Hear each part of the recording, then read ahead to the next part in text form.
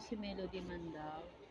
Base po dun sa last month peer-to-peer namin, ang positive trait sa akin, una is yung problem solver, focus sa trabaho, and good service provider.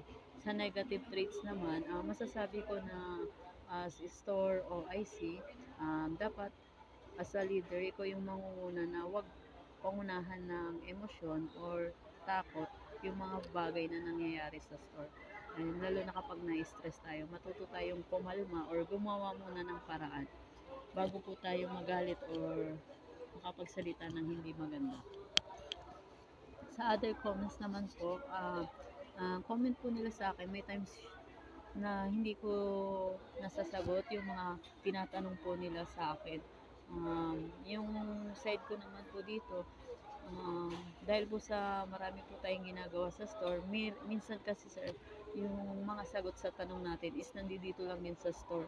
Kailangan lang natin gamitin yung mga materials like yung master price list, sa drive po makikita, and then yung mga bill brochure na kailangan po natin. Last month, kami ay quota. Ang total sales ko po is 226,000. Mahina ako sa OS at may improve ko ito sa pamamagitan ng siguro po mas damihan pa yung pag-assist sa mga walk-in, lalong-lalo na dun sa pag-assist sa ating white truck, dry fit, and polo white truck. Sa EBR naman po, last month meron akong 5. May improve ko ito sa pamamagitan ng, usually sir, yung ano ko po dito is EBR, yung mga hindi po na-check na maayos yung DSR, incomplete fill up po dun sa mga work orders po, at hindi nakapagpa-fill up po ng waiver.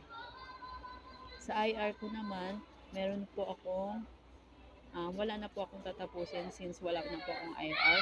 Sa quiz naman po, meron akong ongoing yung ating full sublimation. Sa workshop po is wala.